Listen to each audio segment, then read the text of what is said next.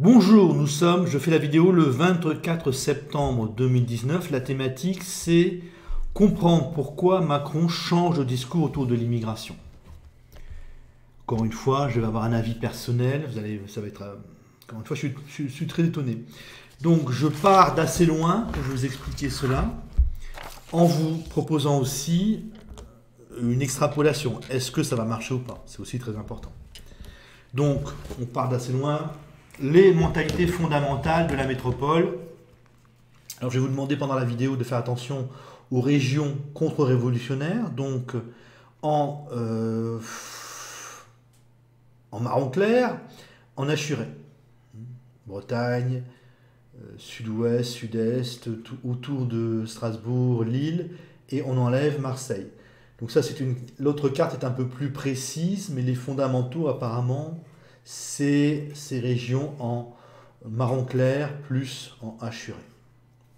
Donc, essayez de repérer ces cartes-là. J'y ajoute maintenant, je vous montre la carte de l'immigration algérienne.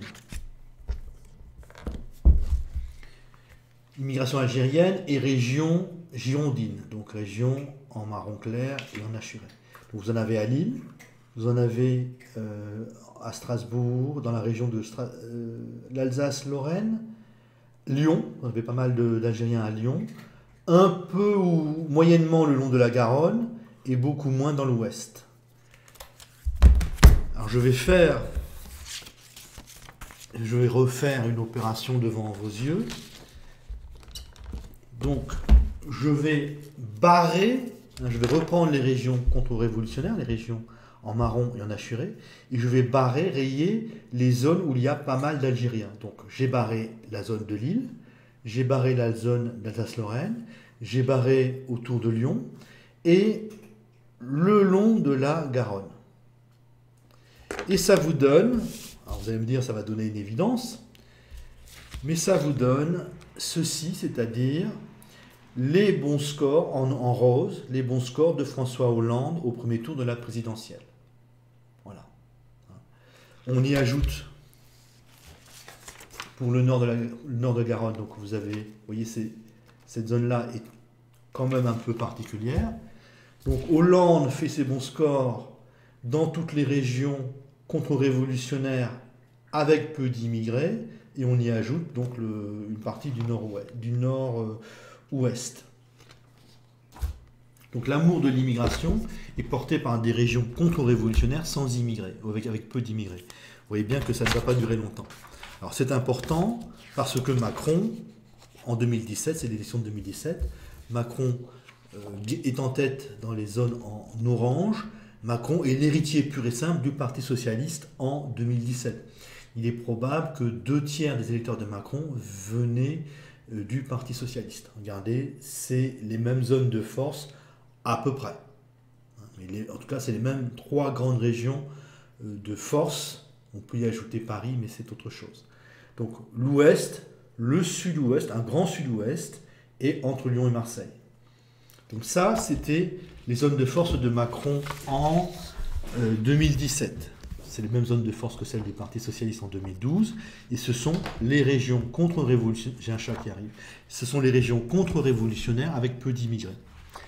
Cette fois-ci, donc je vous rappelle, Macron, c'est bon score. Les 3 grandes zones, plus Paris, plus les grandes villes. Hors de ces 3 grandes zones contre-révolutionnaires, vous avez en fait les grandes villes des régions jacobines, des régions qui ont porté la Révolution française. Maintenant, la carte des résultats des élections européennes de 2019, Macron est toujours en orange. Et vous voyez l'effondrement de Macron dans le sud-ouest. L'orange diminue fortement. Il diminue un peu aussi dans l'ouest.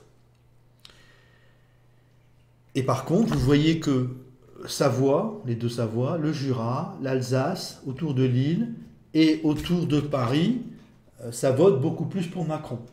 C'est-à-dire, Macron a perdu une bonne partie de ses électeurs de gauche et a gagné beaucoup d'électeurs de droite.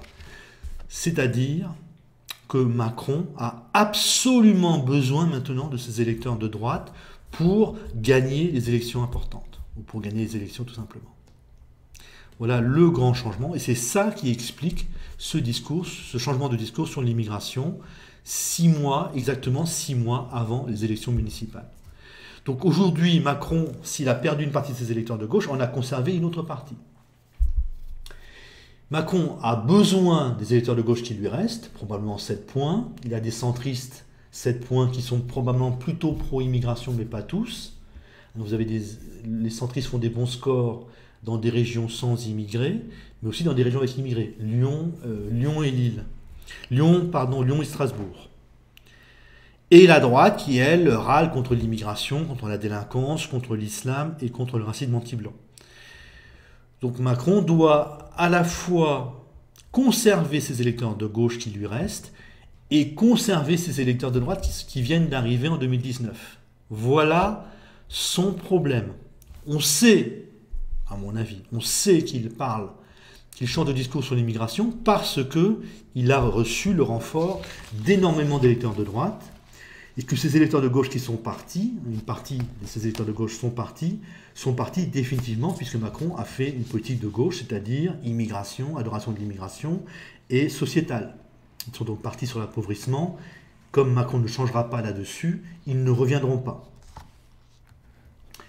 Donc, Macron en est là, il est coincé, il doit jongler entre ces électeurs de gauche qui veulent une immigration massive chez les autres et ces électeurs de droite qui, eux, n'hésitent pas à râler contre l'immigration et ses conséquences. Question, est-ce que ça peut marcher? Est-ce qu'on peut faire les deux à la fois? Je crois que oui, pour le moment, 2020. Pour le moment, c'est-à-dire, déjà, les électeurs de droite sont allés chez Macron qui nous fait une adoration de l'immigration. Parce que la droite, jusqu'à présent, s'est toujours contentée de râler contre l'immigration. Et la gauche, de toute façon, n'a aucune conviction. Je ne pense pas qu'elle changera de point de vue si Macron est toujours destiné à gagner les élections importantes.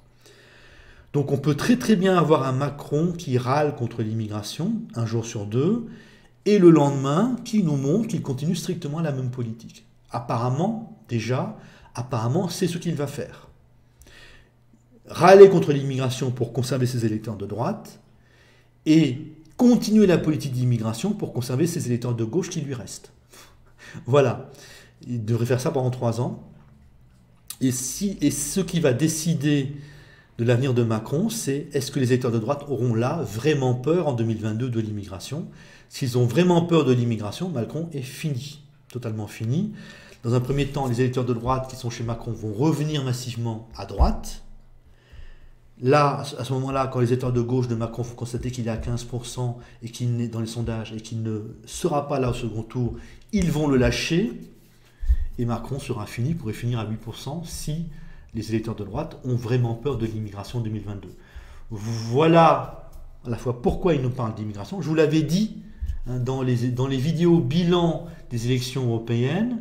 Donc je vous avais dit il a perdu beaucoup d'électeurs de gauche et il a gagné beaucoup d'électeurs de droite.